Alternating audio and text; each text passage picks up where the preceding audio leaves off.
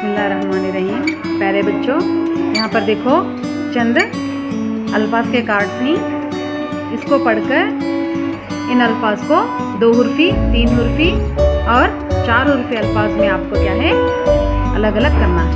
ठीक है, चलो शब्बीर एक कार्ड उठाओ, बताओ कितने हुर्फी लफ्ज हुआ।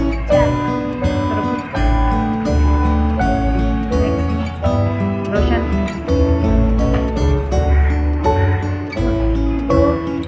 2 कितने हुर्फी लफ्ज? 2 हुर्फी लफ्ज। नेक्स्ट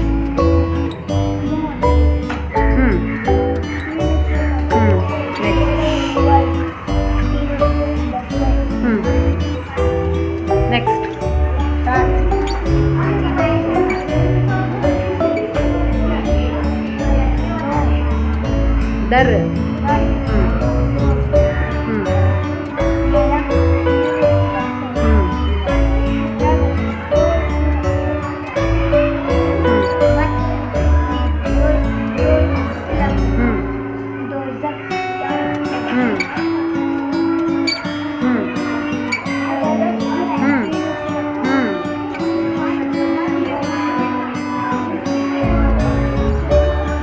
बस हाँ 2 हुर्फी लफ्ज।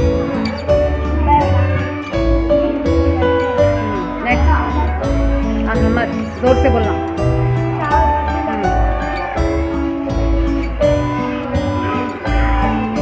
शाम। नेक्स्ट